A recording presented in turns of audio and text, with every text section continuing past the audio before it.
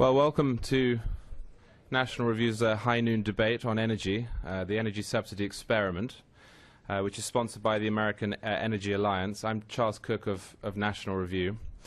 Welcome also to everyone who's watching online at National Review, and therefore presumably welcome to the NSA. If I might introduce the panelists, on my far right I have Thomas Pyle, who's the president for the American Energy Alliance and the founder of Pyle Consulting. To his left, Stephen Moore, senior economics writer and member of the Wall Street Journal's editorial board. To my left, I have Michael Zehr, who's vice president of federal affairs for HBW Resources. And on the far left, Bob Dinneen, president and CEO of the Renewable Fuels Association, which is the leading trade association for America's ethanol industry. I'm going to invite the panelists to make an opening statement of around 2 minutes each, starting with Thomas Pyle. Well, thanks a lot. Thanks, National Review, for hosting, and thanks, Charles, for moderating, and all the panelists for joining me in what I hope to be a lively discussion. You know, every president since Richard Nixon has put a plan forward for energy independence. President Carter put solar panels on the roof of the White House and encouraged us all to knit sweaters. I think Ronald Reagan took those down. President Clinton had the Partnership for New Generation Vehicles, and he had a secret weapon in Al Gore.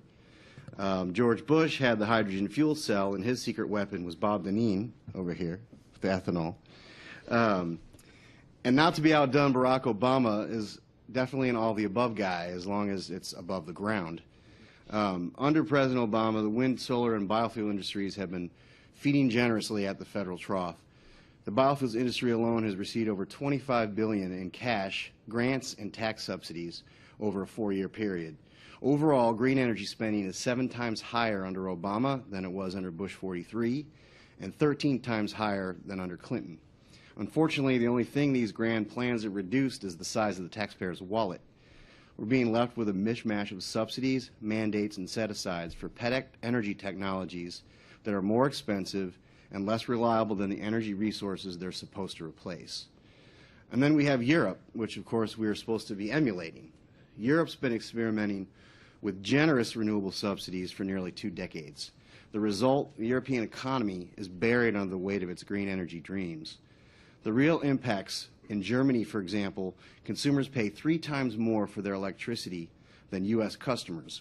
This unsustainable burden has led Germany and 9 other European nations to significantly scale back or discontinue entirely these renewable programs over the past 2 years.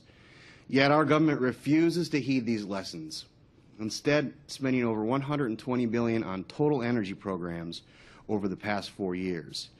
They do this to, quote, level the playing field, but we really have to ask the question, how much is enough? This week, our sister organization, the Institute for Energy Research, launched a website called energysubsidies.org. It's a comprehensive searchable database that enables users to track subsidies, loan guarantees, and tax expenditures for all forms of energy across all federal agencies. We think this is an important tool in the ongoing debate, and the debate we're having today, over what role the U.S. government should play in the energy sector. I encourage you all to take it for a spin, and please give us feedback. It's time for Washington to cut our losses, own up to our failures, and get out of the business of picking energy winners and losers. Let's end all subsidies and mandates for all forms of energy and let the marketplace choose the most efficient, affordable, and reliable path towards securing our energy future. Stephen? Am I next?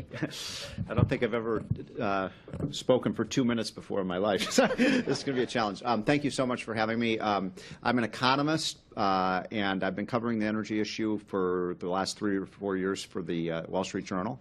The big picture to me is the energy sector, the oil and gas sector, is just carrying the American economy on its shoulders right now. The boom that we're seeing is like nothing we've seen since oil was first came out of the ground in Texas.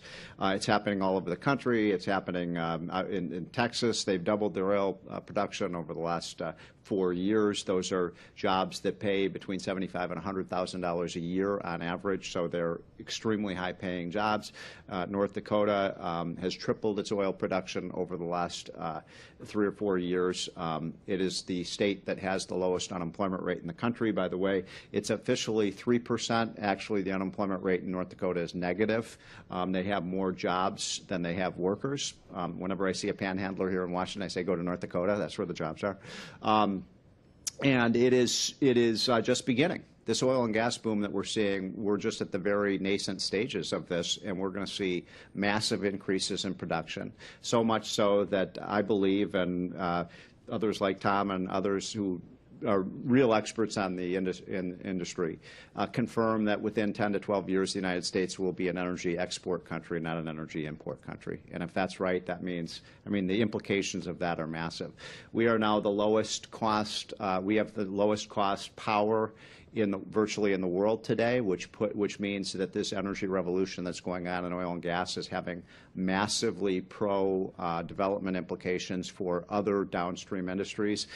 Our transportation industry, there's a renaissance going on in America in manufacturing, and largely, at least in part, that's being driven by the fact that our manufacturers have a lower price of electricity and power than the countries they compete with, whether it's China, Japan, Germany, or France. The price of natural gas in the United States is about $4. Is it about $4 now, or? It's a little over $4. Let's say it's $4 to $5. In Europe and Asia, it's closer to $10 to $15. That puts us at a great competitive advantage.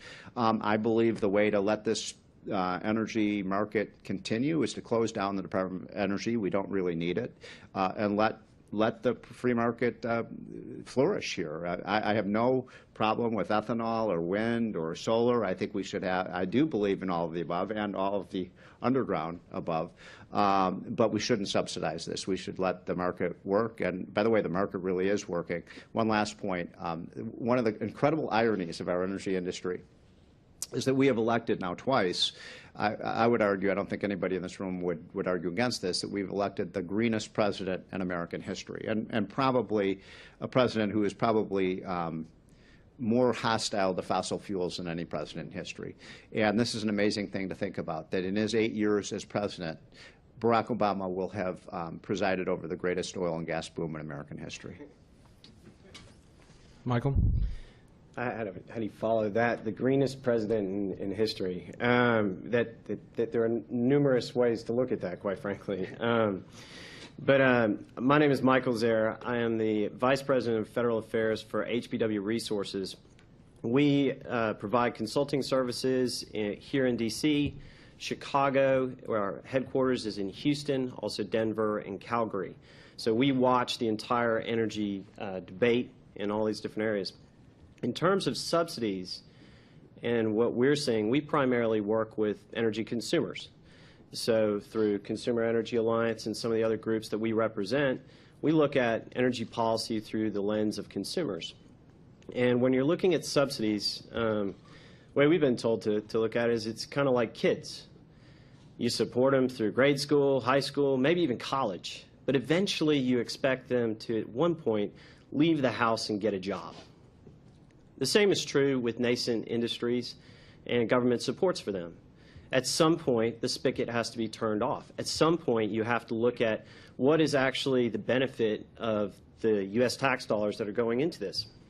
So in looking at where our money is going right now, I think it's fair to assess when we are spending $3 for every 2 that we're taking in, are we getting the best bang for the buck? Are our policies good? Whether the subsidies are tax expenditures or grants or whatever, the U.S. has always supported some form of energy.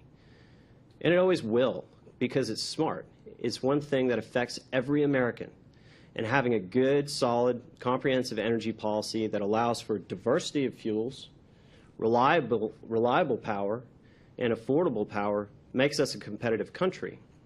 So as we look at subsidies and we look at changing subsidies and how we do that, I think that coming back to the consumer perspective on that needs to be looked at, because when they're talking about taking subsidies away from oil and gas, well, when do you tax something more and it costs less? Never. How does that benefit the economy? It doesn't. But at the same time, we need to make sure that there are competitive forces that are out there in terms of choices in fuels. But those fuels also have to be economically competitive.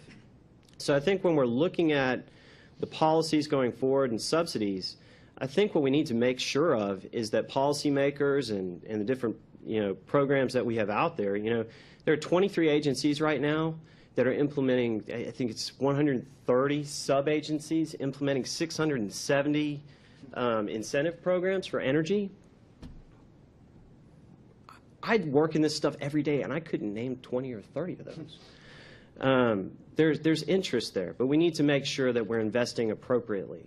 And for right now, with some of these technologies like solar and wind, if they're not on the precipice of price competitiveness, then maybe we should start shifting some of our funding away from deployment and going back into R&D. But this is a great debate, and this is a great time to have it. Thank you for having me.